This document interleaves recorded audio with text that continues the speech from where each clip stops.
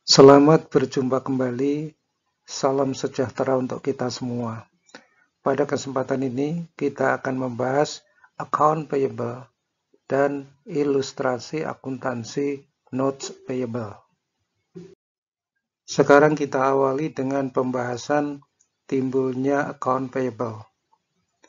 Accounts payable atau trade accounts payable merupakan saldo yang terutang ke pihak lain untuk barang, supplies, jasa yang dibeli secara kredit.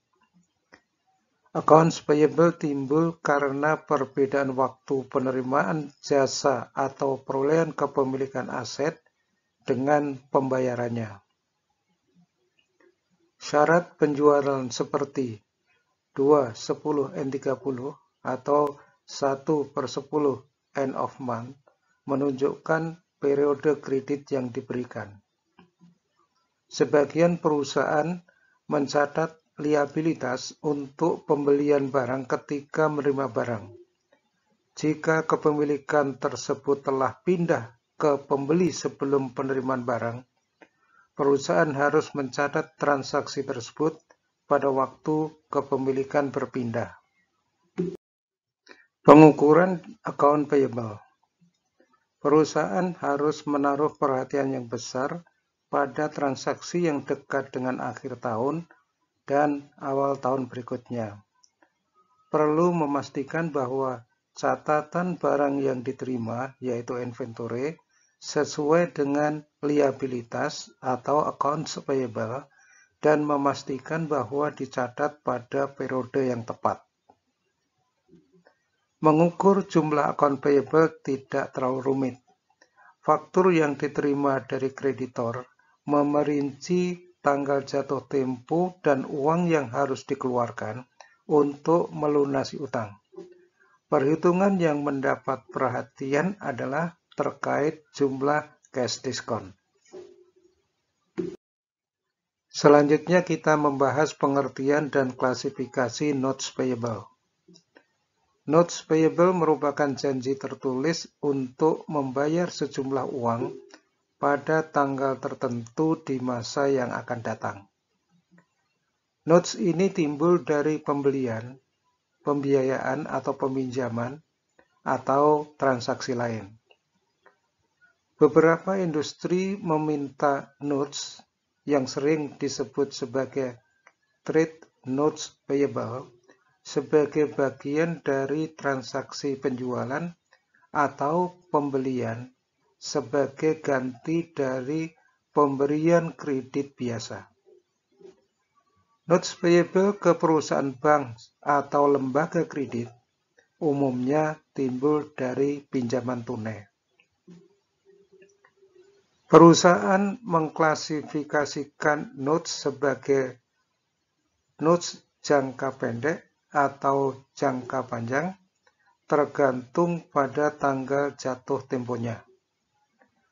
Notes mungkin diklasifikasikan sebagai interest bearing notes atau zero interest bearing notes. Sekarang kita lanjutkan dengan ilustrasi akuntansi interest bearing notes payable. Misalkan pada tanggal 1 Maret 2019, PTA meminjam uang dari Bank ABC sebesar $100.000 dengan menandatangani promes jangka waktu 4 bulan dengan bunga 6% setahun.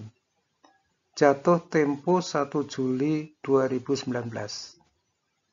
Perusahaan, yaitu PTA, menyusun laporan keuangan setengah tahunan pada tanggal 30 Juni 2019. Jurnal yang dibuat oleh PTA adalah pada tanggal 1 Maret 2019, PTA akan membuat jurnal dengan mendebit cash sebesar $100.000 dan mengkredit account notes payable sebesar $100.000.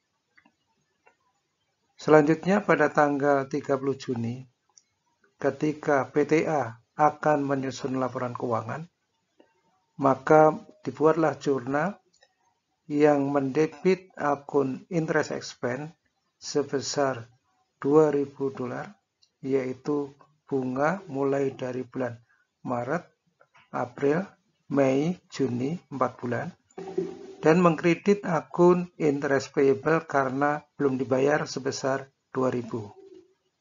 Selanjutnya disusun laporan keuangan per 30 Juni 2019.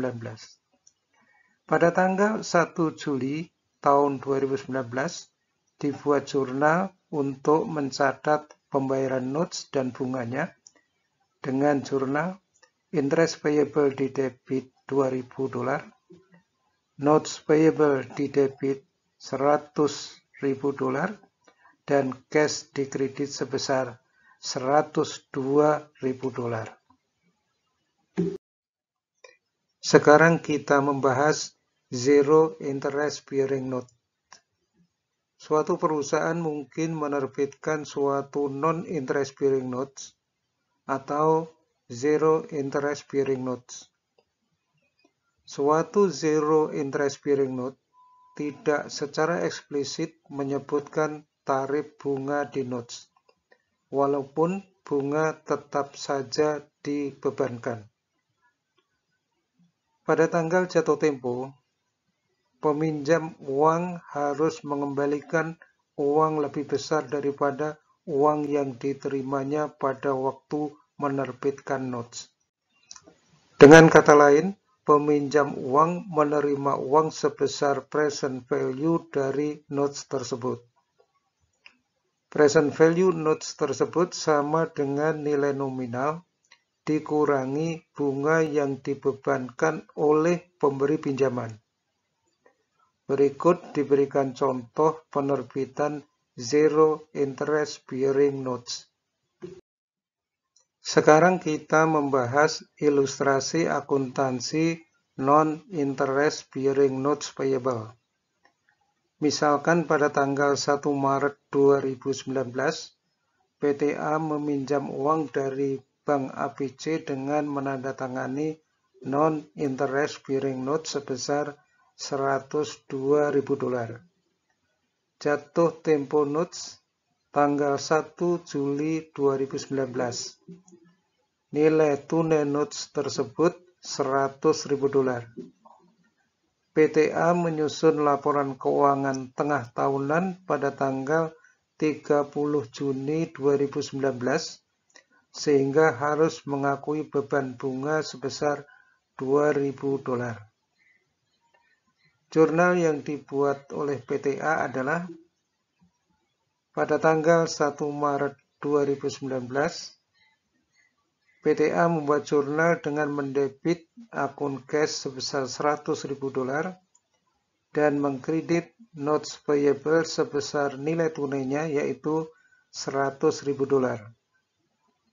Selanjutnya pada tanggal 30 Juni, sebelum PTA menyusun laporan keuangan, PTA membuat jurnal yang mendebit interest expense sebesar $2.000, yaitu bunga selama 4 bulan, dan mengkredit akun notes payable sebesar $2.000.